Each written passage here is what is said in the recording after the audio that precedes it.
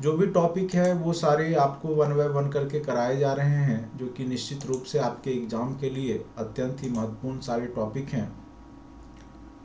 अध्याय 6 है टोटल अध्याय, जो बेसिक चैप्टर में आपको 13-14 अध्याय होंगे। फिर एडवांस कंप्यूटर में भी कम से कम 6-7 चैप्टर है जो कि आपके लिए महत्वपूर्ण है। तो वन बाय वन करके सारे चैप्टर को अच्छे से आप लोग देखेंगे। जो लोग बाद में जुड़े हैं या जो लोग टाइम से जुड़े हैं वो लोग देखते जाइए, क्योंकि लास्ट में आपको ज़्यादा परेशानी ना हो। रही बात वैकेंसी का, तो वैकेंसी बहुत जल्द आ ही जाएगा, फरवरी के मिड तक नोटिफिकेशन वगैरह आ जाएगा। अप्रैल तक एग्ज़ाम होने की उम्मीद है। खास करके मिडिल स्कूल के भी शिक्षक, जो कंप्यूटर शिक्षक की बहाली होगी, 80,000 सीट में इंक्लूड होगा, लगभग 30,000 के आसपास। तो जो लोग PGDCA वगैरह कर रखे हैं, सामान्य ग्रेजुएट भी हैं, तो उनके लिए भी एक खुशखबरी है कि उन लोग को मौका मिलेगा। और जो जिनका तो कंप्यूटर बैकग्राउंड है उनका तो कोई बात ही नहीं, उनको तो मिलना ही चाहिए और मिलेगा ही।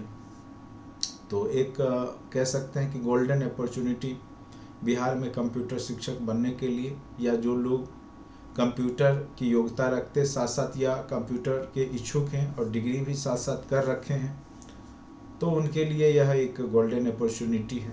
चलिए, टॉपिक है आपका सॉफ्टवेयर। सॉफ्टवेयर कहते किसको हैं? तो नाम से क्लियर, सॉफ्ट एक होता है हार्ड। हार्ड यानी जब आप किसी वस्तु को टच करते हैं, छूते हैं, तो वो आपको महसूस होता है।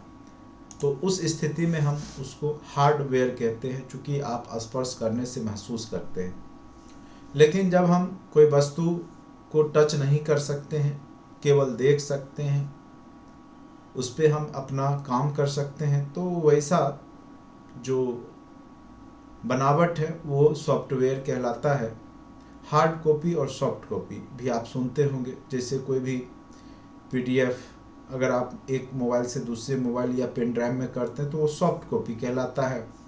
जब आप प्रिंटर के माध्यम से उसको प्रिंट कर लेते हैं तो वो हार्ड कॉपी में कन्वर्ट हो जाता है, यानी जब तब आप उसको टच करने लगते हैं, उसको छूने लगते हैं। तो अंतर यही है।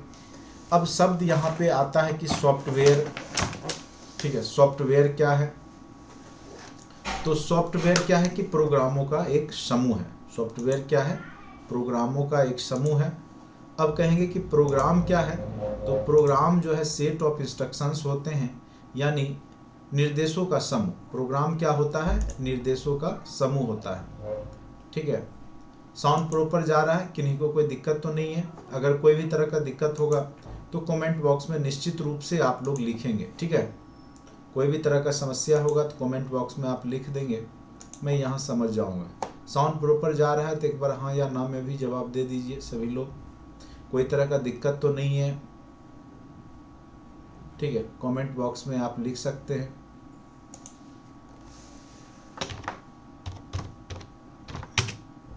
चलिए, इसका मतलब है साउंड जा रहा है आप लोग को।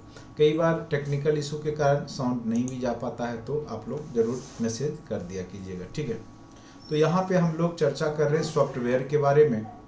सॉफ्टवेयर क्या है? तो अभी हमने आपको बताया कि सॉफ्टवेयर प्रोग्रामों का समूह है। सॉफ्टवेयर क्या होता है? सॉफ्टवेयर क्या होता है? सॉफ्टवेयर प्रोग्रामों का समूह होता है। बहुत सारे प्रोग्राम जो होते हैं वो मिल करके सॉफ्टवेयर कहलाता है। क्या कहलाता है? सॉफ्टवेयर कहलाता है, बहुत सारे प्रोग्राम। अब कहेंगे कि प्रोग्राम क्या होता है? तो प्रोग्राम सेट ऑफ इंस्ट्रक्शंस होते हैं, यानी जो निर्देशों का समूह होता है। जो आप कंप्यूटर में निर्देश डालते हैं काम करने के लिए, निर्देशों का समूह को क्या कहते हैं हम लोग? निर्देशों का समूह को ही हम लोग कहते हैं प्रोग्राम। और बहुत सारे प्रोग्राम मिल करके क्या बन जाते हैं? सॉफ्टवेयर बन जाते हैं। ठीक है, तो यहाँ पर लिखा हुआ है कि कंप्यूटर के भौतिक बनावट जिसे हम छू सकते हैं या महसूस कर सकते हैं, हार्डवेयर कहलाता है। और वही सॉफ्टवेयर प्रोग्रामिंग भाषा द्वारा लिखे गए निर्देशों की संख्या है, जिसके अनुसार दिए गए डेटा का प्रोसेस होता है। बिना सॉफ्टवेयर के कंप्यूटर कोई भी कार्य नहीं कर सकता है, ये याद रखेंगे। जिस प्रकार से बिना आत्मा के ये शरीर निरर्थक है, कहते हैं ना कि जब व्यक्ति की मृत्यु हो जाती है तो इससे आत्मा सोल जो है वो निकल गया। तो उसी प्रकार से जैसे हार्डवेयर है आपका पूरा बॉडी और सॉफ्टवेयर कह सकते हैं कि आपके शरीर का मन आत्मा है, उसी प्रकार से कंप्यूटर का जो सॉफ्टवेयर होता है वो कंप्यूटर को जिंदा करता है, कंप्यूटर को काम लायक बनाता है। यानी इसका प्राथमिक उद्देश्य डाटा को सूचना में परिवर्तित करना होता है सॉफ्टवेयर का, ठीक है। उसके बाद सॉफ्टवेयरों के दिशा निर्देशानुसार ही हार्डवेयर भी कार्य करता है। जिस प्रकार से आपका मन जो है आपके मन के हिसाब से आपका शरीर वर्क करता है, उसी प्रकार से जस्ट लाइक अगर आप कंप्यूटर और मानव में तुलना करेंगे तो बहुत सारी चीज़ें आपको समानता दिखाई देगी, ठीक है। तो उसी प्रकार से जो है प्रोग्राम भी जो होता है वो हार्डवेयर जो भी डिवाइस है आपके कंप्यूटर में लगा हुआ उसको क्या करता है, नियंत्रित करता है, निर्देशानुसार कार्य करता है। कंप्यूटर प्रोग्राम को लिखने वाले और उनका जो परीक्षण करते हैं वैसे व्यक्ति को प्रोग्रामर कहा जाता है। जो कंप्यूटर के प्रोग्राम को लिखते हैं और उनका परीक्षण करते हैं वैसे व्यक्ति को सॉफ्टवेयर इंजीनियर या प्रोग्रामर कहा जाता है। हार्डवेयर और सॉफ्टवेयर के बीच संचार स्थापित करने को इंटरफेस कहते हैं। यानी जो हार्डवेयर और सॉफ्टवेयर के बीच में, ठीक है, जो संचार स्थापित करता है, जैसे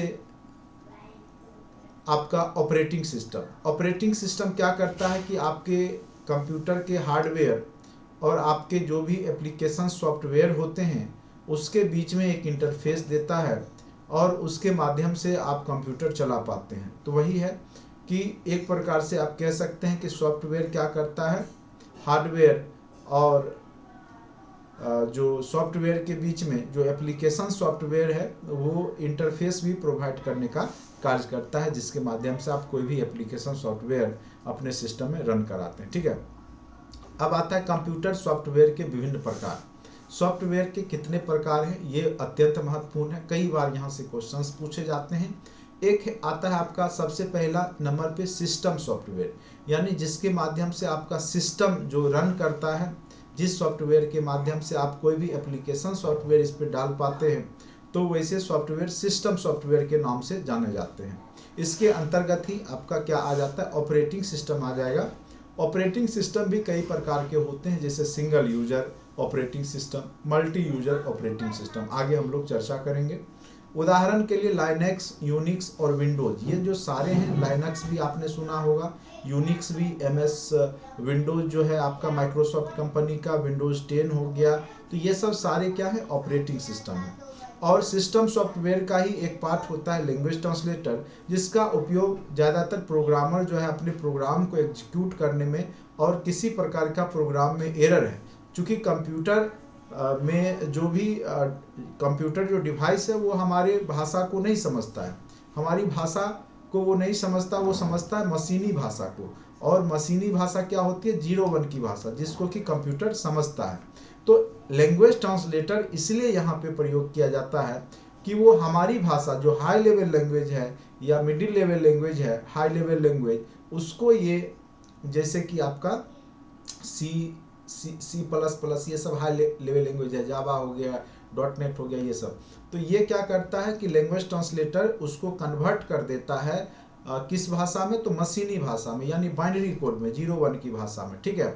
और कंपाइलर इंटरप्रेटर याद रखेंगे। तो उदाहरण के लिए यहाँ पर कंपाइलर और इंटरप्रेटर जो है एक प्रकार का क्या है, लैंग्वेज ट्रांसलेटर है, जिसका कि उपयोग किया जाता है किसी भी प्रोग्राम को, जो प्रोग्रामर लिखते हैं उसको एग्जीक्यूट कराने में, उसको इंटरप्रेट करने में, ठीक है। तो यहाँ तक उम्मीद करते हैं आप लोग समझ गए होंगे। कोई तरह का दिक्कत हो तो आप कमेंट बॉक्स में जरूर लिख करके भेजेंगे, ठीक है। अब हम लोग जानेंगे कि अनुप्रयोग सॉफ्टवेयर क्या होता है। हिंदी शब्द कई बार कठिन हो जाता है कंप्यूटर में, उसको हम लोग इंग्लिश में बोलते हैं एप्लीकेशन सॉफ्टवेयर। एप्लीकेशन सॉफ्टवेयर क्या होता है कि जो भी हम काम करते हैं सिस्टम सॉफ्टवेयर पे, तो वो स्पेसिफिक पर्पस के लिए बनाया जाता है, स्पेसिफिक कार्य के लिए। जैसे MS ऑफिस हो गया, वर्ड का हम लोग प्रयोग करते हैं किसी भी डाटा को मतलब डिजाइन करने में, फिर स्प्रेडशीट है, एक्सेल शीट है, या फिर डाटाबेस मैनेजमेंट सिस्टम है, या पेज मेकर है, या अकाउंटिंग है। तो ये सब जो सॉफ्टवेयर जिस प्रोग्राम के माध्यम से, और सॉफ्टवेयर पहले ही हमने बता दिया प्रोग्रामों का समूह है, तो जिस प्रोग्राम के माध्यम से हम लोग अपना कार्य करते हैं वही एप्लीकेशन सॉफ्टवेयर कहलाता है। आगे एप्लीकेशन सॉफ्टवेयर भी कई प्रकार के होते हैं, उसकी भी चर्चा होगी। उसके बाद एक आता है यूटिलिटी सॉफ्टवेयर, जो कि बार बार आपके एग्जाम में पूछता है कि इनमें से कौन सा यूटिलिटी सॉफ्टवेयर है। अब हम लोग समझेंगे कि यूटिलिटी सॉफ्टवेयर कहते किसको, यानी जब कंप्यूटर आप चलाते हैं, अगर उसमें कोई भी तरह का समस्या है, कोई भी तरह का बग है, ठीक है, या कंप्यूटर सही से वर्क नहीं कर रहा, या कोई हार्डवेयर सही से कंप्यूटर में रन नहीं कर पा रहा है, तो उस समय जैसे हम लोग ड्राइवर डालते हैं, जैसे प्रिंटर आप नया खरीद के लाते हैं, तो क्या होता है कि वो प्रिंट नहीं करेगा जब तक कि आप उसमें ड्राइवर नहीं डालते हैं। ड्राइवर डालने के बाद आपका वो प्रिंटर, तो एक प्रकार का ड्राइवर क्या हो जाता है, यूटिलिटी सॉफ्टवेयर हो जाता है। जैसे कई बार आपके सिस्टम में जो है वायरस लग जाता है, तो वायरस लग जाता है तो आप उसको दूर करने के लिए जब एंटीवायरस का प्रयोग करते हैं, तो वो क्या कहलाता है, आपका यूटिलिटी। यानी सिस्टम को सही तरीका से सर्विस देने के लिए हम लोग यूटिलिटी सॉफ्टवेयर का प्रयोग करते हैं, और यूटिलिटी सॉफ्टवेयर उसमें जो कमियां हैं, उसके जो बग हैं, या कोई भी तरह का समस्या है, उसको दूर करके जो है सिस्टम को बेहतर चलाने में मदद करता है। ठीक है, तो या आप बैकअप के लिए, अगर मान के चलिए कई बार क्या होता है कि सिस्टम कई बार हैंग होने लगता है, या वायरस लग गया तो सारा डाटा करप्ट हो जाता है, आपको फिर से विंडो डालना हो, तो उस स्थिति में आपके महत्वपूर्ण डाटा की भी क्षति हो जाती है। तो या कोई जो है मालवेयर आ गया, इस तरीक़ा से मालवेयर्स, तो वो सब को बचाने के लिए हम लोग क्या करते हैं, उसमें बैकअप प्रोग्राम, बैकअप सॉफ्टवेयर पहले से लोड करके रखते हैं, जिससे कि वो सारा डाटा आपका बैकअप होते रहता है। अगर कोई विंडो को प्रॉब्लम भी हो गया, क्षति भी हो गया, तो बैकअप से आप पुराने डाटा को निकाल सकते हैं, रिट्रीव कर सकते हैं।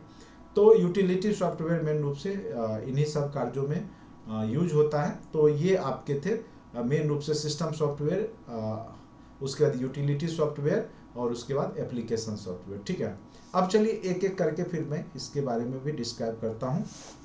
सबसे पहले अभी हमने चर्चा किया सिस्टम सॉफ्टवेयर, जो कि आपका एग्जाम्पल के रूप में आप जानते ही सिस्टम सॉफ्टवेयर का सबसे बेहतर एग्जाम्पल ऑपरेटिंग सिस्टम। ठीक है, ऑपरेटिंग सिस्टम, चाहे आप विंडो 10 ले ले, चाहे लाइनक्स ले ले, चाहे उबंटू ले ले, बहुत तरह के ऑपरेटिंग सिस्टम है। पूछ सकता है एग्जाम में इनमें से कौन से आपके ऑपरेटिंग सिस्टम नहीं है। देखिए, आपका जो एग्जाम होगा वो आपको ज़्यादा टफ क्वेश्चंस नहीं पूछेगा, इतना जान लीजिए। जो प्राइमरी मिडिल सेक्शंस के जो एग्जाम होंगे मिडिल हाई स्कूल के, वो बिल्कुल बेसिक होंगे, और इन सब प्रश्नों की वहाँ पे आप देखिएगा ज़्यादा संख्या होंगी। और जो 10+2 के लिए पढ़ेंगे तो उनमें थोड़ा सा हाई लेवल तक भी जाएंगे, उसके लिए हम लोग एडवांस कंप्यूटर में आगे पढ़ेंगे। ठीक है, तो 1 बाय 1 चैप्टर चल रहा है, बेसिक से आगे बढ़ रहे हैं, तो इसीलिए परेशान नहीं होना है, आराम से जितना करवा रहे हैं करते रहिए, ऑब्जेक्टिव सेट करते रहिए। और लास्ट में मैं आपको अपना बुक भी तब तक तैयार हो जाएगा, तो वो भी मैं ऐप का भी लिंक दे दूंगा, उसके सहारे आप सेट प्रैक्टिस भी कर सकते हैं, जिसमें बहुत सारे ऑब्जेक्टिव क्वेश्चंस का कलेक्शन किया जा रहा है, जो कि कंप्यूटर से संबंधित है। आपको एक जगह थ्योरी विद ऑब्जेक्टिव मिल जाएगा, जिससे कि आपकी तैयारी बहुत ही बेहतर हो जाएगी। ठीक है, ऐसे प्रोग्रामों का समूह सॉफ्टवेयर कहलाता है, जिनका काम सिस्टम अथवा कंप्यूटर को चलाना होता है, या उसको काम लायक बनाना होता है। सिस्टम सॉफ्टवेयर ही हार्डवेयर में एक प्रकार से प्राण डालने का कार्य करता है, जैसे कि आपका ऑपरेटिंग सिस्टम, कंपाइलर। तो कई बार पूछेगा कि इनमें से कौन सा सिस्टम सॉफ्टवेयर नहीं है। ऑपरेटिंग सिस्टम दे देगा, इंटरप्रेटर दे देगा, कंपाइलर दे देगा, और फिर दे देगा आपको MS वर्ड। तो उस समय आपका MS वर्ड जो है सिस्टम सॉफ्टवेयर नहीं हो जाएगा। बाद बाकी ऑपरेटिंग सिस्टम, कंपाइलर, इंटरप्रेटर क्या हो जाएंगे, आपके सिस्टम सॉफ्टवेयर हो जाएंगे। ठीक है, तो सिस्टम सॉफ्टवेयर में मेन रूप से याद रखिएगा ऑपरेटिंग सिस्टम, कंपाइलर, इंटरप्रेटर। ठीक है, सिस्टम सॉफ्टवेयर का कार्य क्या है, अभी तुरंत हमने बताया कि एप्लीकेशन सॉफ्टवेयर के लिए वो इंटरफेस देता है। ठीक है, पृष्ठभूमि तैयार करता है, सभी सॉफ्टवेयर को कंप्यूटर से चलाने के लिए जो है एक प्लेटफॉर्म देता है। सभी पेरिफेरल डिवाइस, जितने भी डिवाइस होते हैं, जैसे कि प्रिंटर हो गया, डिस्क, टेप, मॉनिटर, ये सब जो भी जुड़े होते हैं, उसको नियंत्रण का कार्य जो है आपका ऑपरेटिंग सिस्टम ही करता है। ऑपरेटिंग सिस्टम के एग्जांपल में आप देख सकते हैं डॉस होते हैं, डिस्क ऑपरेटिंग सिस्टम इसका फुल फॉर्म होता है, डिस्क ऑपरेटिंग सिस्टम। ठीक है, डिस्क ऑपरेटिंग सिस्टम उसके बाद विंडोज़ 10, विंडोज़ एक्सपी, ये सब बहुत सारे विंडोज़ के वर्जन है। और माइक्रोसॉफ्ट कंपनी ने सबसे पहले 1990 के दशक में विंडोज़ बनाया था। ठीक है, उसके बाद यूनिक्स जो है आपका, ये भी एक प्रकार का विंडोज ही है। ठीक है, लाइनक्स, यूनिक्स, ये सब। ठीक है, अब देखिए ऑपरेटिंग सिस्टम, सिस्टम सॉफ्टवेयर के प्रकार में आ जाएंगे ऑपरेटिंग सिस्टम और फिर लैंग्वेज ट्रांसलेटर। तो ऑपरेटिंग सिस्टम क्या है? यह एक प्रकार का सॉफ्टवेयर या प्रोग्रामों का समूह है जो हार्डवेयर और सॉफ्टवेयर के बीच सेतु का कार्य करता है। ऑपरेटिंग सिस्टम के कार्य हैं हार्डवेयर को कम्युनिकेट करना, यानी एग्जाम्पल तो ये भी सिस्टम सॉफ्टवेयर का ही है। तो जो सिस्टम सॉफ्टवेयर का कार्य है वो आपके ऑपरेटिंग सिस्टम का भी होगा।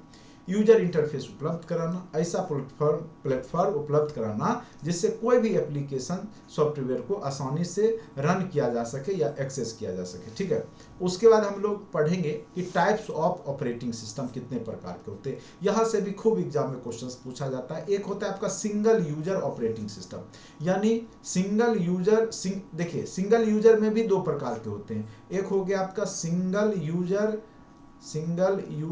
Single tasking. ठीक है, सिंगल टास्किंग, तो एक बार में एक आदमी एक ही कार्य को कर सकता है।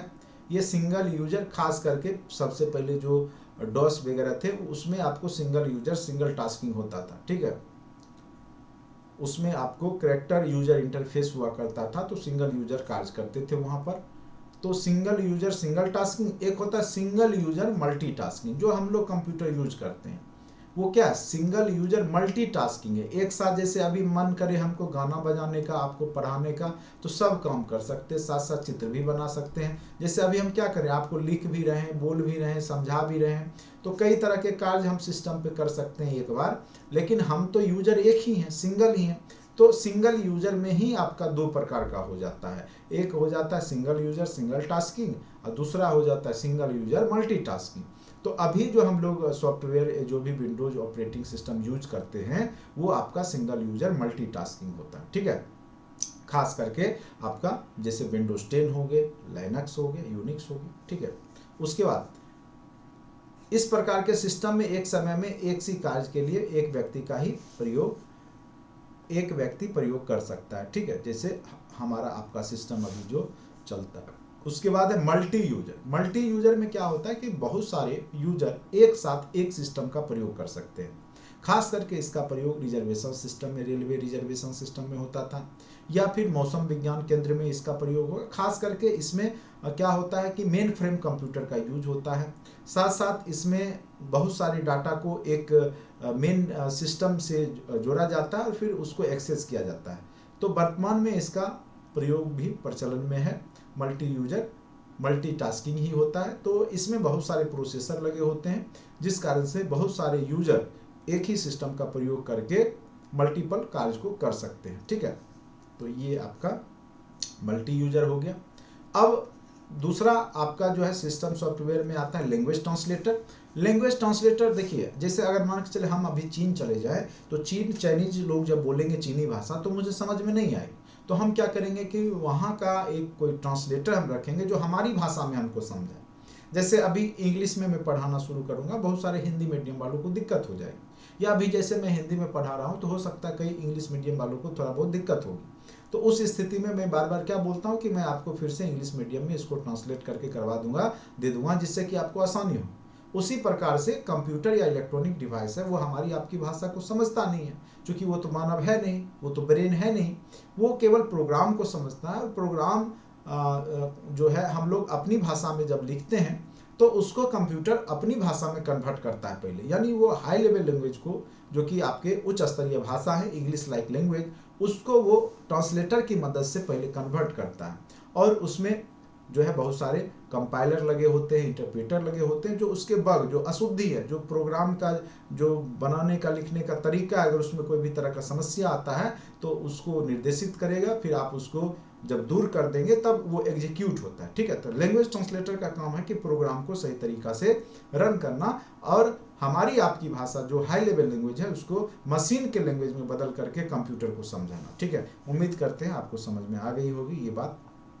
उसके बाद है इसके प्रकार। इसके प्रकार जो होते हैं लैंग्वेज ट्रांसलेटर के प्रकार याद रखेंगे, मेन रूप से 3 प्रकार होते हैं। एक तो आपका असेंबलर होता है जो कि असेंबली लैंग्वेज होता है, ठीक है, खास करके इसमें सर्किट डिजाइन होता है, सर्किट जो होते हैं उसमें आपको माइक्रो प्रोसेसर में असेंबली भाषा का यूज होता है। दूसरा होता है कंपाइलर। कंपाइलर भी जो है हाई लेवल लैंग्वेज को ही कन्वर्ट करता है, लेकिन ये पूरा प्रोग्राम को इकट्ठा कन्वर्ट कर देता है। कोई भी समस्या होगा, कोई भी बग आएगा इसमें, तो वो आपको पूरे बता देगा कि लाइन 1 में बग है, लाइन 2 में बग है, तो पूरा एक बार में एग्जीक्यूट करता है। जबकि इंटरप्रेटर भी एक प्रकार का ट्रांसलेटर ही, लेकिन ये लाइन बाय लाइन आपको बग को दूर करेगा, ठीक है। तो इस प्रकार से अंतर थोड़ा थोड़ा है। तो असेंबलर का काम है असेंबली भाषा जो कि सर्किट में ज़्यादातर प्रयोग होता है, उसको निम्न स्तरीय भाषा को, एक प्रकार का वो भी निम्न स्तरीय ही भाषा है, उसको कन्वर्ट कर देता है वो मशीनी भाषा में। यानी असेंबली भाषा को असेंबलर की मदद से मशीनी भाषा में कन्वर्ट करने का कार्य किया जाता है, ठीक है। उसके बाद दूसरा आ जाइए, दूसरा आता है कंपाइलर।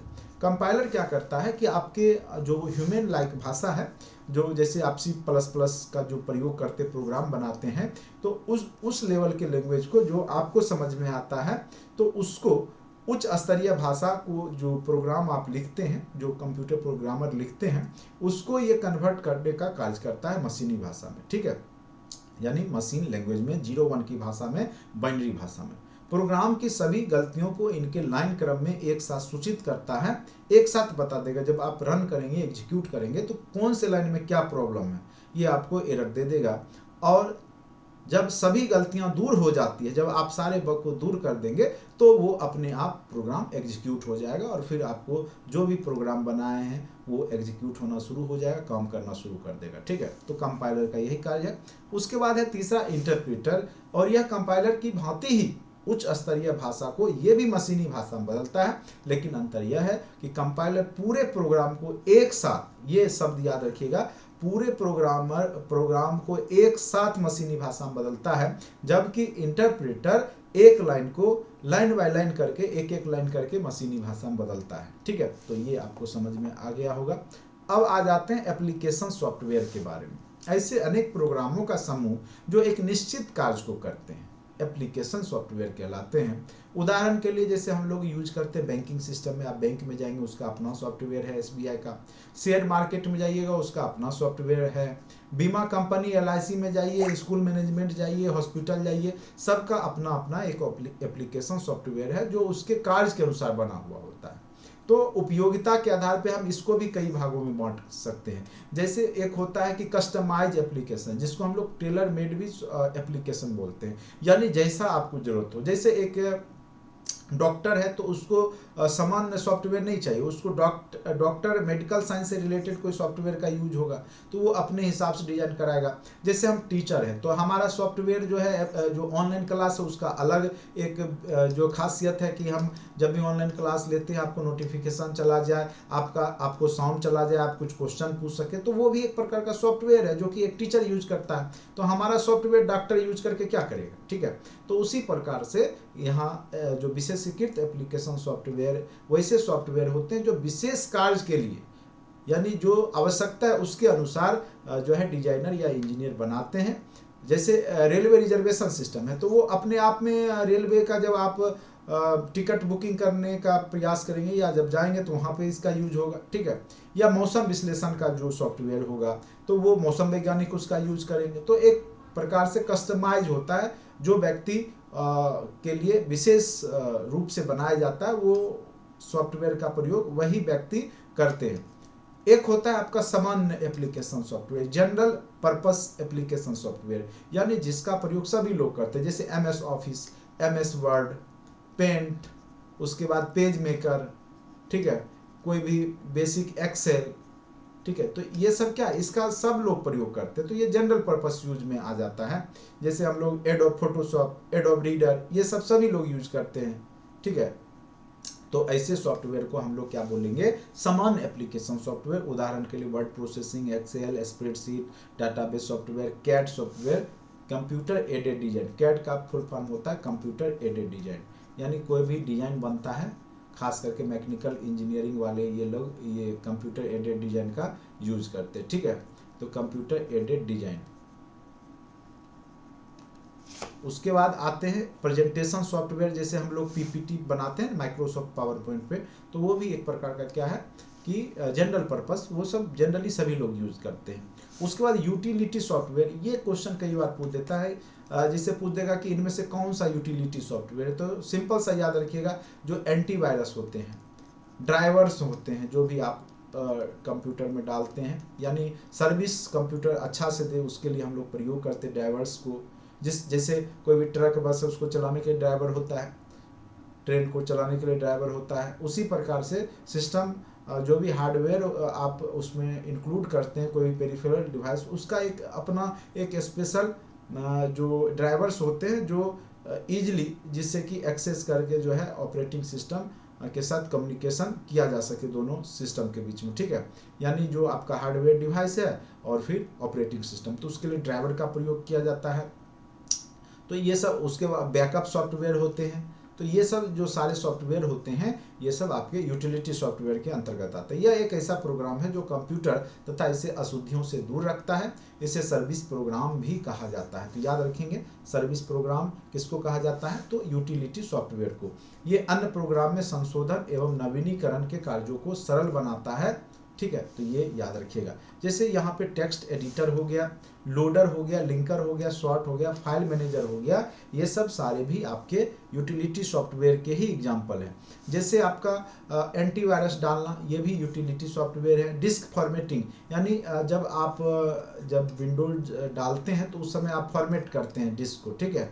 डिस्क को कि किस में, जैसे आप देखते होंगे जब माई कंप्यूटर पे क्लिक करेंगे तो डी ड्राइव, सी ड्राइव बनता है, तो वो आपका क्या है, फॉर्मेटिंग होता है, डिस्क फॉर्मेटिंग। तो ये सही से काम करे कि सी के लिए स्पेशल आप स्पेस दे देते हैं, डी ड्राइव के लिए जो अलग से डाटा डालते हैं सेकेंडरी मेमोरी उसका अलग रखते हैं। तो ये फॉर्मेटिंग करने के लिए हम लोग भी डिस्क फॉर्मेटिंग जो यूज करते हैं वो भी एक प्रकार का यूटिलिटी सॉफ्टवेयर होता है। बैकअप प्रोग्राम, कंप्यूटर में लगे मेमोरी डिस्क के क्षतिग्रस्त होने के कारण बना रहता है और इससे बचने के लिए डाटा को अलग मेमोरी डिस्क में भी संग्रहित रखा जाता है, जिसे कि बैकअप यूटिलिटी प्रोग्राम कहते हैं। यानी जो आप कार्य करते हैं वो अलग भी आपका मेमोरी में सेव होते रहता है। अगर विंडोज किसी कारण से करप्ट हो जाए, उड़ जाए, उस स्थिति में आप बैकअप यूटिलिटी सॉफ्टवेयर का प्रयोग कर लेते हैं। तो ये थे आपके सॉफ्टवेयर के प्रकार, utility software, general purpose software, customize software, interpreter, language translator, compiler, ये सब हमने आपको अच्छे से समझाने का प्रयास किया। उम्मीद करते हैं कि ये सब आपको समझ में आ गया होगा। किन्हीं को कोई प्रॉब्लम है तो पूछ सकते हैं, किन्हीं को कोई प्रॉब्लम है?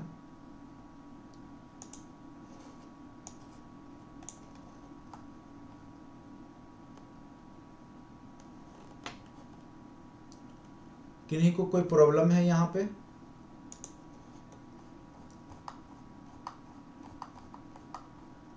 अब हम लोग नेक्स्ट टॉपिक पढ़ेंगे मेलवेयर। यहाँ से भी क्वेश्चंस खूब पूछे जाते हैं कि मेलवेयर होता क्या है। तो एक प्रकार से कह सकते हैं दुर्भावनापूर्ण सॉफ्टवेयर को ही हम लोग क्या कहते हैं, संक्षिप्त रूप में मेलवेयर कहते हैं, ठीक है। जैसे जिसे कंप्यूटर नेटवर्क और उपयोगकर्ताओं को नुकसान पहुंचाने के लिए इसको विशेष रूप से डिजाइन किया जाता है। यह फिशिंग ईमेल, यानी आपको वैसा ईमेल भेजा जाएगा, अगर आप उसको डाउनलोड कर लेते हैं तो वो आपकी सॉफ्टवेयर संबंधी कमजोरियां जान जाता है, फिर आपके कंप्यूटर में अनाधिकृत प्रवेश करता है, आपकी डाटा को चुरा लेता है और फिर आपको डिस्टर्ब करता है, उस डाटा को मिटा भी सकता है या सिस्टम को हैंग करा देता है, सिस्टम को चलने से बाधित कर देता है। तो ये सब सारे जो दुर्भावनापूर्ण जो सॉफ्टवेयर होते हैं वो कंप्यूटर में आकर के आपके डाटा को क्षति करता है, सही से वर्किंग करने नहीं देता है, तो उसी को हम लोग सामूहिक रूप से मेलवेयर कहते हैं, ठीक है। मेलवेयर विभिन्न प्रकारों में वायरस, ट्रोजन, रैंसमवेयर, फाइललेस मेलवेयर शामिल होते हैं। इसमें कई प्रकार के मेलवेयर्स होते हैं, जैसे हम लोग वायरस भी बोलते हैं, ट्रोजन भी बोलेंगे, रैंसमवेयर भी कहेंगे, फाइललेस मेलवेयर भी कहेंगे, जो साइबर अपराधियों को विभिन्न प्रकार का वित्तीय लाभ भी पहुंचाता है। ये खतरनाक प्रोग्राम कंप्यूटर सिस्टम को संक्रमित कर डेटा चोरी करता है, सिस्टम विफलता या वित्तीय नुकसान को पहुंचा देता है, ठीक है। यानी आपके सिस्टम को हैंग कर लेगा या आपके सारे डाटा को जो है वो एक पासवर्ड लगा देगा, फिर आपसे जो है मनी मांगेगा कि जब तक आप उसको नहीं देते हैं तब तक आपका जो है आप डाटा एक्सेस नहीं कर सकते हैं। तो इस तरीक़ा से मेलवेयर्स जो है आपको क्षति पहुंचाने का कार्य करता है। इन खतरों से बचाव के लिए मेन काम है आपको कि सतर्क रहना है। जो भी इधर उधर के सॉफ्टवेयर हैं फ्री वाले उसको इंस्टॉल नहीं करना है, और साथ साथ बीच बीच में एंटीवायरस भी आपको डाले रखना है। सॉफ्टवेयर को नियमित रूप से अपडेट करना, सुरक्षा उपाय अपनाना आवश्यक है। मेलवेयर लगातार विकसित हो रहा है, ठीक है। और ये जो भी दुर्भावनापूर्ण जो प्रोग्राम है वो इंजीनियर लोग ही बनाते हैं, जिसका देखिए एक होता है पॉजिटिव, विज्ञान कई बार पॉजिटिव है तो कई बार उसका लोग गलत इस्तेमाल भी करते हैं। तो उसमें गलत इस्तेमाल जब सॉफ्टवेयर बनाने वाले इंजीनियर करने लगते हैं तो वो मेलवेयर भी बना लेते हैं। इससे इसका पता लगाना, इससे दूर करना चुनौतीपूर्ण होता जा रहा है। कई तरह के मेलवेयर्स बनाए गए हैं जिसका पता लगाना बहुत मुश्किल हो जाता है। क्लोन बनाने लगते हैं वो, और फिर आपके सिस्टम को पूरी तरीक़ा से क्षति पहुंचाते हैं। इसलिए संवेदनशील डाटा की सुरक्षा के लिए जागरूकता निवारक उपाय अनिवार्य। इसीलिए बार बार आपको कोई भी सॉफ्टवेयर अपडेट करने के लिए बोलता है। जो कमियां हैं वो दूर करते रहती है कंपनी, तो आपको भी बार बार अपडेट करने को बोला जाता है, ठीक है। और समय समय पे सिस्टम को अपडेट भी करते रहना चाहिए। 1970 के दशक में एक क्रीपर वायरस से लेकर के आज के प्रचलित हमलों तक मेलवेयर लगातार विकसित हो रहा है। सबसे पहले 1970 में ये क्रीपर वायरस बना था, जो कि एक प्रकार का मेलवेयर ही था। इसका इतिहास विकास साइबर खतरों के बदलते परिदृश्य को समझने में मदद करता है कि किस प्रकार से ये धीरे धीरे कई प्रकार के ये बन गए, और अभी वर्तमान समय में ये कई तरीके से आपके सिस्टम को प्रभावित करते हैं, और आपके जो डाटा है उसकी चोरी करते हैं, और फिर आपको नुकसान पहुंचाते हैं। सबसे पहला मेलवेयर का प्रकार में आपको वायरस आ जाता है। वायरस तो ये आपका जीवाणु वाला वायरस, जो आप लोग विषाणु वाला वायरस नहीं है, ठीक है। कोई जीवित ये विषाणु नहीं होता है ये, बल्कि एक प्रोग्राम है जो कि आपके सिस्टम में आने के बाद वो अपनी संख्या क्लोन बनाना शुरू कर देता है, और आपके जो स्पेस है उसका यूज करने लगता है, और आपका जो जरूरी का कार्य है उसके लिए वो स्पेस नहीं देता है, ठीक है। तो स्वयं प्रतिकृति करता है, यानी क्लोन बनाता है, करके सिस्टम को संक्रमित करता है, आपके डेटा को नष्ट कर सकता है, साइबर हमलों का कारण बन सकता है। और बचाव के लिए आपका एक ही उपाय है कि एंटीवायरस और सॉफ्टवेयर को समय समय पे अपडेट करते रहना चाहिए वायरस के लिए, ठीक है। उसके बाद वर्म्स क्या होते हैं? वर्म्स ये स्वतः प्रतिकृति करके नेटवर्क के माध्यम से, ये आप या किसी अन्य माध्यम या बिना ईमेल खोले, ये आपको नेटवर्क जो कि आप इंटरनेट से जोड़ेंगे तो वो आपके सिस्टम में आ जाते हैं, तेजी से फैलते हैं, बिना किसी यूजर की मदद के सिस्टम को ये संक्रमित करने लगते हैं। इनको वार्म्स कहते हैं, ठीक है। ये नेटवर्क के माध्यम से स्वतः ही आपके सिस्टम तक पहुंच जाते हैं। उसके बाद ट्रोजन क्या है कि यह एक वैध प्रोग्राम है, उसके आर में डाटा को चोरी करता है, हमलावर को रिमोट एक्सेस प्रदान करता है। आप कोई भी फ्री का सॉफ्टवेयर डाउनलोड कर लेते हैं, कोई भी पायरेसी वर्जन, उसके बैकअप में क्या होता है कि वो एक प्रोग्राम लगा है जो कि आपके डेटा को चोरी करने लगता है, और फिर जो हमलावर है जो आपके डाटा को एक्सेस करना चाहता है उसको एक रिमोट एक्सेस प्रदान कर देता है, और उसका उपयोग वो आपके डाटा चोरी कर आपके जो भी प्राइवेसी है उसका वो हनन करता है। उसके बाद चौथा है रैनसमवेयर। यूजर के डेटा को एनक्रिप्ट कर, आप जैसे फाइल बना रखे हैं तो वो उसको एनक्रिप्ट कर देगा, फिर जब आप फाइल खोलेंगे तो खुलेगा ही नहीं। उसमें आपके इंपॉर्टेंट डाटा है, ठीक है, जो कि आपके कंपनी से रिलेटेड हो सकते हैं, आपके घर से हो सकते हैं, या आपका कोई पर्सनल डॉक्यूमेंट हो सकता है, आपके पर्सनल इमेज हो सकते हैं, पर्सनल वीडियोज हो सकते हैं, उसको वो इनक्रिप्ट कर लेता है और आपसे फिरौती मांगता है कि आप अगर नहीं देंगे उनको पैसा तो वो आपको ये डाटा को क्या करेंगे, नष्ट कर देंगे। तो आपकी ज़रूरी होती है, चूँकि बहुत सारा डाटा होता है जो आपके लिए महत्वपूर्ण होते हैं, तो उस स्थिति में आपको पैसे देने होते हैं, और पैसे लेने के बाद जो है जो हैकर होते हैं वो आपको फिर उनकी मन की इच्छा पे पैसा लेके भी कई बार क्या होते हैं कि वो डाटा को समाप्त कर देते हैं। तो इस तरीक़ा से वो आपको परेशान करते हैं, ठीक है। तो रैनसमवेयर मेन रूप से क्या करता है कि कोई भी फाइल को इनक्रिप्ट कर देता है जिसको आप यूज़ कर नहीं पाते हैं जब आपको जरूरी लगता है, तो उसके लिए फिर आपसे फिरौती मांगी जाती है। आप फिरौती देंगे तो फिर आप उस पर काम कर सकते हैं। तो ये सब आए दिन होते रहता है। 2017 में आपको ये बहुत ज़्यादा देखने को मिला था रैनसमवेयर की घटना। इसके बाद एडवेयर, कई बार एग्जाम में पूछा एडवेयर क्या, आप देखते होंगे कि बिना काम का ऐड आते रहेगा, आपके मोबाइल पे आते रहेगा, आपके सिस्टम में आते रहता है, ठीक है। अगर आप क्लिक करते हैं तो इसमें क्या होता है कि आपके सिस्टम में वो स्वतः आ जाता है, और आपके सिस्टम में आकर के वो अपना इनकम जनरेट कर रहा है, ठीक है। गूगल कंपनी हो चाहे जो भी हो, उसके माध्यम से उसको इनकम जनरेट हो रहा है। वो कोई सॉफ्टवेयर बना तो उसमें आप देखेंगे कि डाउनलोड करने के बाद जो है बहुत सारे ऐड आने लगते हैं। तो इसलिए आते हैं क्योंकि वो ऐड से उस कंपनी को या जिसने वो बनाया है प्रोग्राम उसको फ़ायदा मिलता है। लेकिन आपकी परेशानी ये होती है कि ऐड खुल जाने के बाद आपका जो है काम बाधित हो जाता है, रुक जाता है, ठीक है। तो उपयोगकर्ता को अनचाहे विज्ञापन दिखा करके ये लोग अपना आर्थिक लाभ पहुंचाते हैं, क्योंकि आपको पता है गूगल आपके ऐड देखने पे भी पैसा देता है। यूट्यूब पे लोग क्यों वीडियो बनाते हैं, हम आप या कोई भी यूट्यूब पे क्यों, एक तो आपका एडवर्टाइज होता है, ऐड के लिए ही होता है। आप देखते होंगे बीच बीच में आपको ऐड आते रहता है, तो ऐड से ही जो है यूट्यूबर को पैसा मिलता है। यूट्यूब पे वीडियो जो डाल के पैसा जो कमाते हैं लोग, वो ऐड देखने का ही जो है उसको पैसा मिलता है, जो उस पे ऐड, जबकि जनरली लोग ऐड को क्या करते हैं, स्किप ही कर देते हैं, ठीक है। उसके बाद आ जाते हैं स्पाईवेयर। क्या है, बिना अनुमति के संवेदनशील जानकारी चुराता है, बिना अनुमति के, आपसे पूछेगा नहीं। और जैसे आपके बैंकिंग कोई अकाउंट है, उसका लॉगिन पासवर्ड ये सब आपका वो चुरा लेगा और फिर उसका गलत इस्तेमाल करता है। उसका रूट किट है, सिस्टम के गहरे स्तर पर छिप करके रिमोट एक्सेस प्रदान करेगा, आपके सिस्टम में आ जाएगा। उसके बाद आपकी सारी जानकारी जो हैकर है वहाँ तक पहुँचती है, और इसको पहचानना और हटाना बहुत ही कठिन कार्य हो जाता है।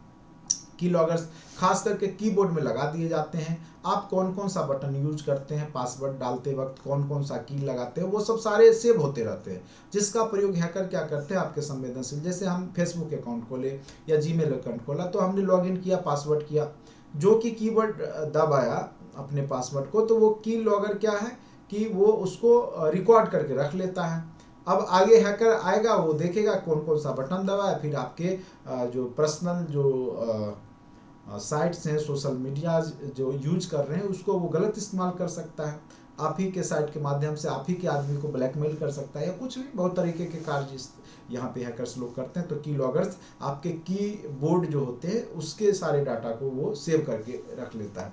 उसके बाद है फाइललेस मेलवेयर, फाइलों के बिना सिस्टम की मेमोरी और वेब प्रोग्राम्स का उपयोग कर जो है हमला करता है। क्रिप्टो जैकिंग, डिवाइस का अवैध उपयोग कर क्रिप्टो करेंसी माइन करता है। ये एक प्रकार का क्या है कि वो क्रिप्टो करेंसी को जो है यहाँ पर माइन करता है। एक सॉफ्टवेयर होता है, अगर आप क्रिप्टो जैकिंग सॉफ्टवेयर, अगर आप क्या, एक सेकेंड रुकिए, क्रिप्टो जैकिंग डिवाइस का अवैध उपयोग कर क्रिप्टो अच्छा, ये एक प्रकार का ना सॉफ्टवेयर है क्रिप्टो जैकिंग, ठीक है। वो आपके डिवाइस में अगर इंस्टॉल कर दिया जाएगा, ठीक है, तो वो क्रिप्टो करेंसी माइन करता है, और जिससे डिवाइस की परफॉर्मेंस क्या होती है, धीरे धीरे बहुत धीमी हो जाएगी, स्लो हो जाएगी, ठीक है। उसके बाद है आपका हाइब्रिड मेलवेयर, विभिन्न मेलवेयर तत्वों को मिला करके विभिन्न संयोजन, जैसे इसमें क्रिप्टो जैकिंग है, फाइललेस मेलवेयर है, की लॉगर्स है, रूट किट है, ये सब जो मेलवेयर्स हैं, इसको सबको मिला करके जो बना देगा वायरस को, वर्म्स को, तो वो आपका हाइब्रिड जो है मेलवेयर कहलाता है। तो मेन रूप से आपको यहाँ पे ये पूछा हुआ क्वेश्चन है एडवेयर, इसीलिए हमने इसको घेरा लगाया है। ट्रोजन के बारे में पूछा हुआ है, ठीक है, वायरस तो बार बार पूछता ही है, तो यही सब आपका पूछा हुआ है। तो एक बार की लॉगर भी पूछ सकता है, की लॉगर्स के बारे में, ठीक है।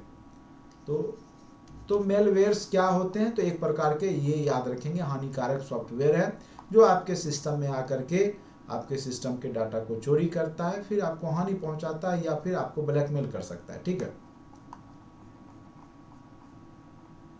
मेलवेयर विभिन्न स्रोतों से आएगा, जैसे आपके पास एक से एक एडवर्टाइजमेंट आता है, आप जब आप उस पर क्लिक करते हैं, कई बार आपको लिखा रहेगा कि 200 में पूरे साल का रिचार्ज करा लें, तो कई लोग जो है इस शुभ अवसर पे जो है जियो कंपनी ने आपको जो है गिफ्ट दिया है, तो तरह तरह के मैसेज आते हैं, और आप प्रलोभन वस्तु या कोई भी सस्ता चीज़ है जो 5000 का चीज़ है, कहेगा आपको 500 में ही दिया जा रहा है, आप उसमें आप अपना सारा डिटेल्स डाल देते हैं, ठीक है। तो ये आपको लोभ नहीं करना है। स्पैम जो है, स्पैम के माध्यम से आपके ईमेल पे जो अनवांटेड ईमेल भेजे जाते हैं, फिर जब आप उस पर क्लिक करते हैं तो वहाँ से आपके सिस्टम में एक्सेस मिल जाता है।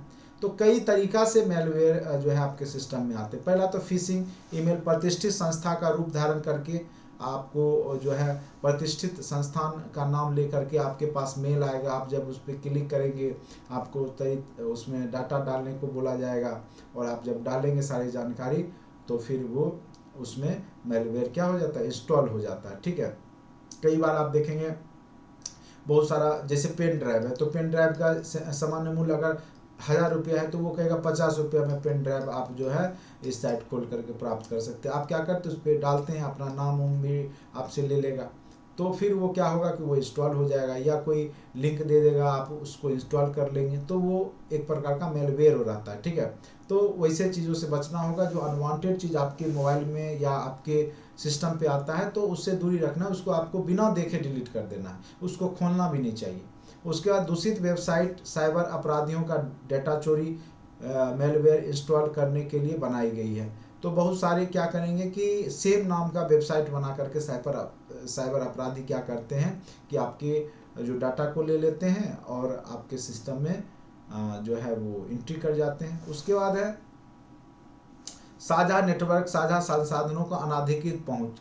कई बार क्या होता है कि आप लोग जहाँ पे नेटवर्क का यूज करते हैं, ठीक है, तो ब्लूटूथ का यूज करते हैं या फिर वाईफाई का यूज करते हैं, ठीक है, तो उस स्थिति में वो आपके सिस्टम तक पहुंच जाते हैं।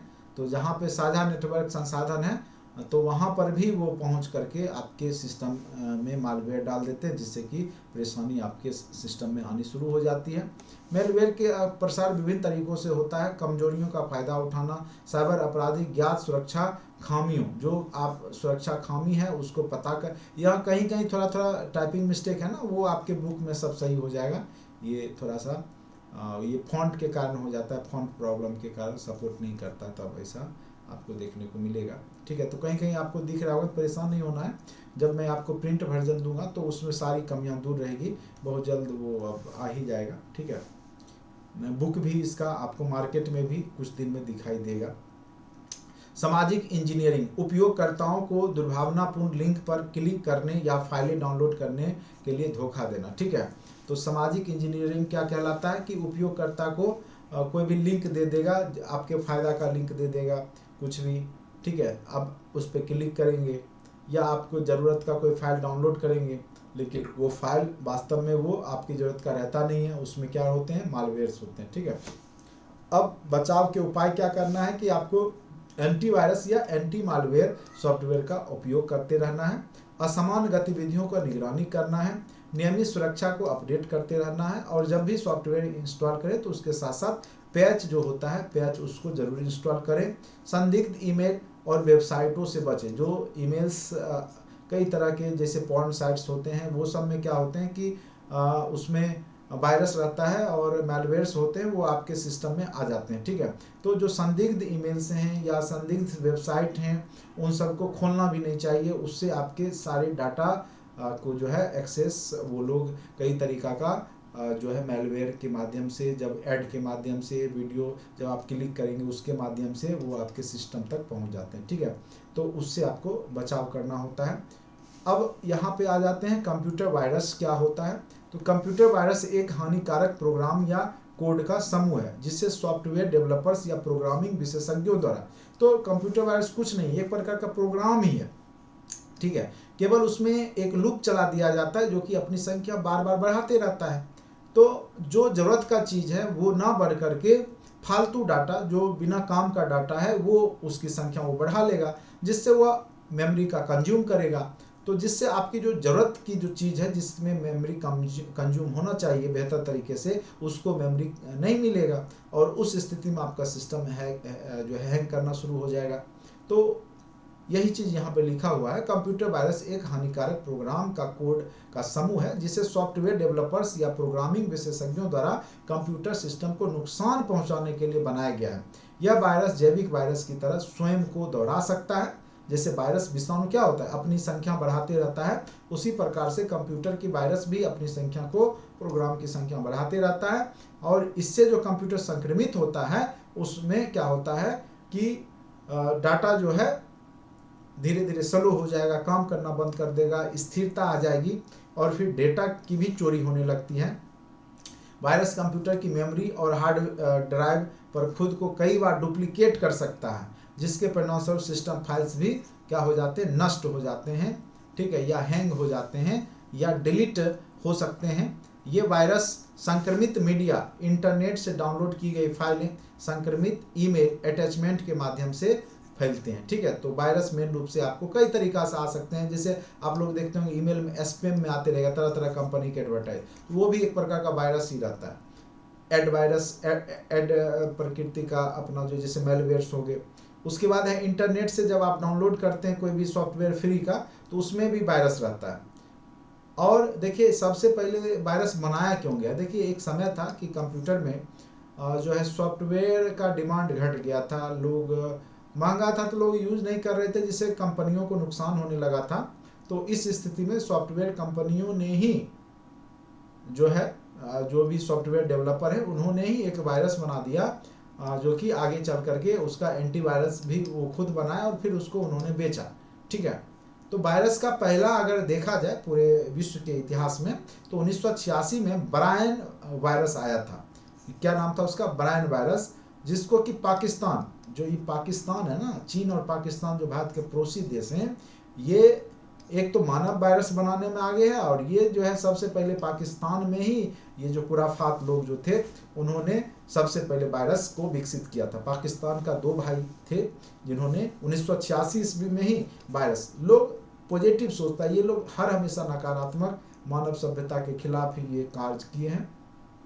ऐसे वायरस आमतौर पे असामान्य कौशल वाले सॉफ्टवेयर इंजीनियरों द्वारा, और ये सब सॉफ्टवेयर इंजीनियर तो होते हैं लेकिन ये लोग सामान्य जो होते हैं जो इंजीनियर होते हैं पॉजिटिव वाले, वो नहीं होते, ये सब नकारात्मक इंजीनियर उसका गलत इस्तेमाल करते हैं, जो अपने ज्ञान का क्या करते हैं, दुरुपयोग करते हैं, ठीक है। अभी तक बहुत सारे वायरस बने, जैसे आई लव यू वाला वायरस, Y2 के वायरस बना है, किल विल, W3 पेराइट, पूछ सकता है जेरूसलम, पूछेगा इनमें से कौन से वायरस के प्रकार नहीं है, तो ये सब में से कोई ऑप्शन दे देगा और पूछ देगा।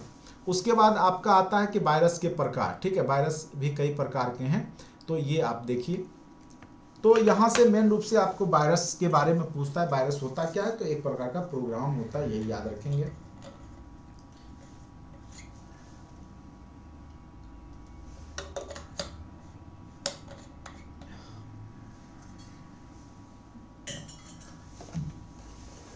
तो जो सब क्वेश्चन होता है वो अभी लास्ट में हम लोग ऑब्जेक्टिव सेशन में भी करेंगे, ठीक है।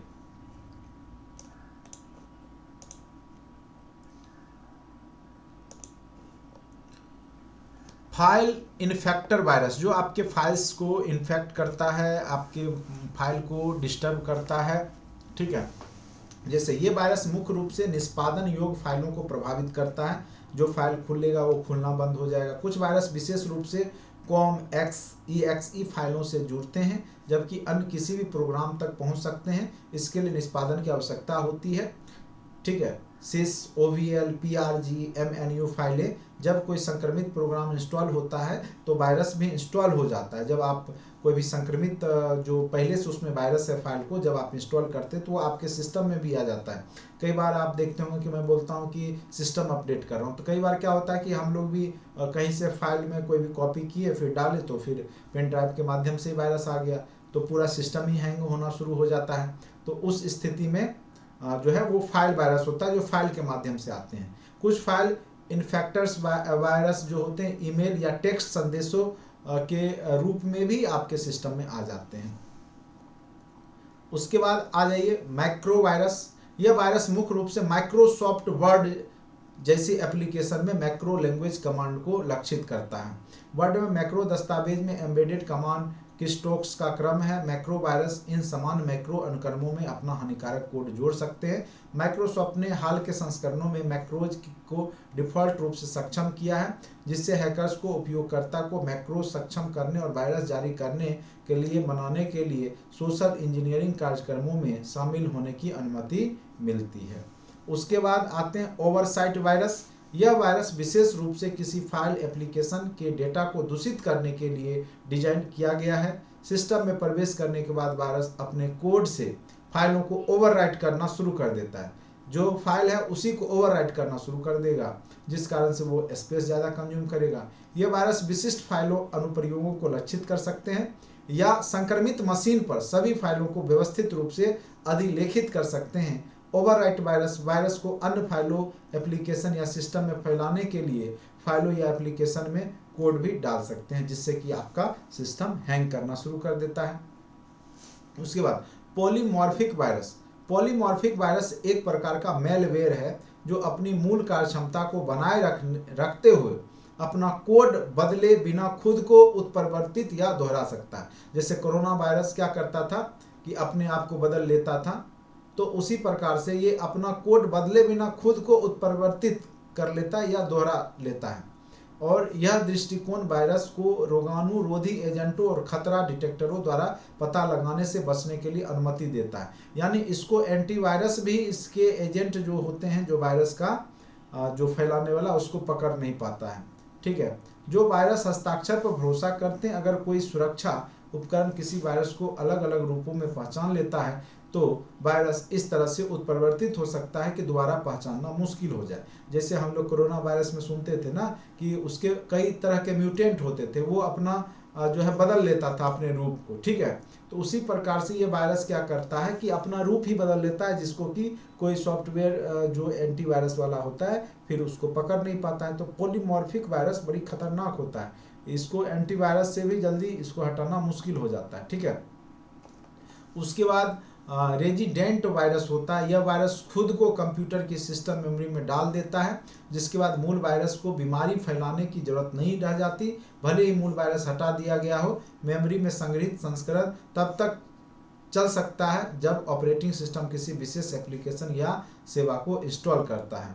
रेजिडेंट वायरस के साथ समस्या यह है कि वे एंटीवायरस, एंटी मेलवेयर सॉफ्टवेयर की मेमोरी में छिप कर बच सकते हैं। ठीक है, तो ये जो रेजिडेंट वायरस होता है, ये आपके जो एंटीवायरस होता है या एंटी मेलवेयर सॉफ्टवेयर होता है, उसी के मेमोरी में जा कर के छिप करके बच जाता है। फिर जब एंटीवायरस काम करना बंद करेगा तो फिर ये एक्टिव हो जाता है। ठीक है, तो ये सब कभी पूछता नहीं है, लेकिन एक बार आप लोग देख लीजिएगा। उसके बाद है एक बूट सेक्टर वायरस के बारे में थोड़ा सा जान लीजिए। बूटिंग जो ये खास करके हार्डवेयर को प्रभावित करता है, बूट सेक्टर वायरस। ठीक है, यह वायरस डिस्क के कुछ सिस्टम क्षेत्रों में पाए जाने वाले निष्पादन योग्य कोड को संक्रमित करता है, खास करके बूटिंग प्रोसेस को। वायरस सिस्टम को बूट पार्टीशन, डिस्क के master boot record, MBR disk के डॉस बूट सेक्टर को संक्रमित कर सकता है। एक समान हमले में लक्षित कंप्यूटर बाहरी स्टोरेज डिवाइस पर फाइल से संक्रमित हो जाता है। यानी ये खास करके जो आपका बूटिंग प्रोसेस जो यूज होता है कंप्यूटर में, चाहे पार्टीशन करना हो, चाहे डिस्क का मास्टर बूट रिकॉर्ड हो, तो इसको ये प्रभावित कर देता है बूट सेक्टर वायरस। ठीक है, बूट वायरस अब उतने आम नहीं है क्योंकि आज के उपकरणों में डॉस निर्देशों पर जो है कम निर्भरता होती है, इसीलिए अब जो है आपको बूट सेक्टर वायरस कम दिखाई देते हैं। ठीक है, तो मेन रूप से आपको इतना पढ़ लिए तो ठीक है, लेकिन मेन रूप से आपको जो क्वेश्चंस पूछे जाते हैं, फिर से मैं आपको एक बार दोहरा दूं ऊपर से लेकर के, जो आपके एग्जाम में क्वेश्चंस पूछे जाएंगे वो ज़्यादा क्या क्या पूछा जाएगा वो देख लीजिए। सबसे पहले आपको पूछा जाता है कि सॉफ्टवेयर कितने प्रकार के होते हैं, वो आप जान लिए। System software, application software, utility software.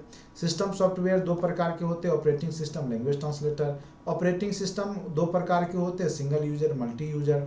उसके बाद लैंग्वेज ट्रांसलेटर तीन प्रकार के होते हैं, वो भी असेंबलर और कंपाइलर, इंटरप्रेटर। उसके बाद सॉफ्टवेयर एप्लीकेशन सॉफ्टवेयर दो प्रकार के होते हैं, कस्टमाइज और जनरल एप्लीकेशन, इसको जान लिए। यूटिलिटी सॉफ्टवेयर के बारे में आप समझ लिए, मेलवेयर क्या होता है वो समझ लिए। उसके बाद वायरस क्या होता है, ट्रोजन क्या होता है, उसके बाद आपका रैंसमवेयर क्या है, एडवेयर क्या है। ठीक है, तो ये सब आप समझ लिए। तो यही सब क्वेश्चंस आपके एग्जाम में पूछे जाते हैं, वायरस से कैसे बचाव किया जा सकता है। ठीक है, तो ये सब आपने देखा। अब क्वेश्चंस बना लीजिए, तेजी से आप लोग आंसर भी देते रहिएगा। कंप्यूटर में तैयार किए गए प्रोग्रामों का समूह को क्या कहते हैं, तो याद रखेंगे जो प्रोग्राम का समूह है कंप्यूटर में तैयार किए गए तो वो क्या कहलाता है, प्रोग्राम का समूह क्या कहलाता है, सॉफ्टवेयर कहलाता है। कंप्यूटर में तैयार किए गए प्रोग्रामों का समूह क्या कहलाता है, तो सॉफ्टवेयर कहलाता है। माइक्रोसॉफ्ट ऑफिस क्या है, तो एक प्रकार का याद रखिएगा, वो एक प्रकार का क्या है, शेयर सॉफ्टवेयर है, नहीं एप्लीकेशन सॉफ्टवेयर है। माइक्रोसॉफ्ट ऑफिस तो बिल्कुल सही है, ये एक प्रकार का क्या है, एप्लीकेशन सॉफ्टवेयर ही है, ठीक है, जिसका कि सभी लोग जनरल पर्पस एप्लीकेशन सॉफ्टवेयर है माइक्रोसॉफ्ट ऑफिस। उसके बाद CAD क्या होता है, कंप्यूटर एडेड डिजाइन होता है, जिसका यूज जो खास करके जो है 3D एनिमेशन या फिर आप कह सकते हो कोई भी चीज़ डिजाइन करने में, जैसे कोई मैकेनिकल पार्ट्स बनाए जाएंगे तो वहाँ पे CAD का प्रयोग किया जाएगा। तो कंप्यूटर एडेड डिजाइन देखिए यहाँ लिखा हुआ है, कंप्यूटर एडेड डिजाइन में इसका प्रयोग किया जाता है, इसका फुल फॉर्म यही होता है, ठीक है। विंडोज सॉफ्टवेयर का निर्माण किसने किया था, तो आपको पता है माइक्रोसॉफ्ट कंपनी ने किया था। IBM गलत, एप्पल गलत, विप्रो गलत, इनमें से कोई नहीं हो जाएगा, ठीक है। लाइनक्स एक प्रकार का क्या है, तो लाइनक्स एक प्रकार का ऑपरेटिंग सिस्टम का ही नाम है। लाइनक्स क्या है, ऑपरेटिंग सिस्टम का ही नाम है। उसके बाद लिंकर क्या है, तो एक प्रकार का हमने बताया था ये यूटिलिटी सॉफ्टवेयर है, ऑपरेटिंग सिस्टम का, सिस्टम सॉफ्टवेयर का, एप्लीकेशन सॉफ्टवेयर का, इनमें से कोई नहीं, यह एक प्रकार का क्या है, यूटिलिटी सॉफ्टवेयर है। ऑपरेटिंग सिस्टम क्या है, तो सिस्टम सॉफ्टवेयर है, ऑपरेटिंग सिस्टम है, तो यहाँ सिस्टम सॉफ्टवेयर भी ऑपरेटिंग सिस्टम है और कंपाइलर भी है, तो यानी एप्लीकेशन सॉफ्टवेयर नहीं होगा, कोई भी नहीं। क्या पूछ रहा है, ऑपरेटिंग सिस्टम है, तो एक प्रकार का वो भी सिस्टम सॉफ्टवेयर ही है, तो एग्जैक्ट आंसर यहाँ पे सिस्टम सॉफ्टवेयर ही हो जाएगा। कंपाइलर किसी कंप्यूटर में कौन सा भाग होता है, तो कंपाइलर एक प्रकार का क्या होता है, लैंग्वेज ट्रांसलेटर। सिस्टम सॉफ्टवेयर तो हमने बताया था कि कंपाइलर भी एक प्रकार का सिस्टम सॉफ्टवेयर का ही पार्ट होता है, जो कि लैंग्वेज को ट्रांसलेट करता है। ऐसे प्रोग्राम जिनका काम सिस्टम अर्थात कंप्यूटर को चलाना तथा उसे काम के लायक बनाना है, तो वो क्या है, तो वो एक प्रकार का क्या है, सिस्टम सॉफ्टवेयर है, जो आपके कंप्यूटर को चलाता है और कंप्यूटर को काम लायक बनाता है। उसके बाद कंपाइलर क्या है, तो एक प्रकार की ट्रांसलेटर है। तो ये देखिए क्या, ये एक प्रोग्राम है जो उच्च स्तरीय भाषा में लिखे गए प्रोग्राम का अनुवाद किसी कंप्यूटर के मशीनी भाषा में कर देता है। बिल्कुल सही जवाब है। ऐसा प्रोग्राम जिनका काम सिस्टम और कंप्यूटर को चलाना, उसे काम करने लायक, ये नहीं, ये तो आपका सिस्टम सॉफ्टवेयर कहलाता है। तो ऑप्शन नंबर यही सही है। ये उच्च स्तरीय भाषा को क्या करता है, अनुवाद करके, ट्रांसलेट करके कंप्यूटर के मशीनी भाषा में बदलता है। एग्जैक्ट आंसर ए हो गया। कंप्यूटर आंकड़ों में जो अशुद्धि होती है, ये भी क्वेश्चन पूछा हुआ है कई बार, उसको बग कहा जाता है। कंप्यूटर में जो अशुद्धि होती है उसको क्या कहा जाता है, तो बग कहा जाता है। कंप्यूटर की भौतिक बनावट क्या कहलाती है, जो भौतिक बनावट होती है वो हार्डवेयर कहलाता है कंप्यूटर का, ठीक है। उसके बाद डॉस क्या है, एक प्रकार का करैक्टर यूजर इंटरफेस से देता है, ग्राफिकल नहीं देता है, डाटा सुगम संचार नहीं, ये करैक्टर यूजर, यानी जो भी डाटा होगा इसमें माउस के माध्यम से क्लिक नहीं कर पाएंगे आप, आपको टाइप करना होगा, करैक्टर लिखना होगा, ठीक है, वर्ड में। वायरस क्या है, एक प्रकार, वायरस के प्रकार क्या है, बूट सेक्टर भी होता है, फाइल वायरस भी होता है, तो इनमें से दोनों हो जाएगा, ए और बी दोनों सही है, ठीक है। डॉस ऑपरेटिंग सिस्टम क्या है, तो डॉस जो है एक प्रकार का सिंगल यूजर ऑपरेटिंग सिस्टम है, याद रखेंगे, ठीक है। तो इस प्रकार से हमने टोटल 15 क्वेश्चंस किए जो कि सॉफ्टवेयर से संबंधित हैं, जो कि आपके एग्जाम में पूछे जा सकते हैं, ठीक है। कहीं कहीं जो अभी हमने ये नोट्स आपको दिया होगा, तो कहीं कहीं एक आध जगह जो मिस्टेक आपके शब्द में है, क्योंकि ये सारे इंग्लिश को हिंदी में जब ट्रांसलेट किया गया है, तो कहीं ना कहीं थोड़ा बहुत शब्द का आपको थोड़ा बहुत अंतर दिखेगा, हल्का फुल्का। उसको जो फाइनल बुक आपको मैं दूंगा, तो उसमें सारे जो समस्याएं हैं वो दूर हो जाएगी, इसलिए परेशान बिल्कुल नहीं होना है। इसको हम इंग्लिश वर्जन भी आपको दिया जाएगा, ठीक है। जो लोग अभी तक कोर्स से नहीं जुड़े हैं, निश्चित रूप से जुड़िए, आपको ये कोर्स बहुत ही ज़्यादा फायदा करने वाला है आपके एग्जाम के लिए। निश्चित रूप से आप देखेंगे कि सारे यही सब प्रश्न घुमा फिरा करके आपके एग्जाम में पूछे गए, ठीक है। तो उम्मीद करते हैं कि आज का लेक्चर आपको अच्छा लगा होगा। फिर 5-10 मिनट में हम लोग पेपर 1 जो है आपका, उसमें आज हम लोग पढ़ेंगे रीजनिंग, तो वो करेंगे, ठीक है। तो इस वीडियो लेक्चर में इतना ही, धन्यवाद।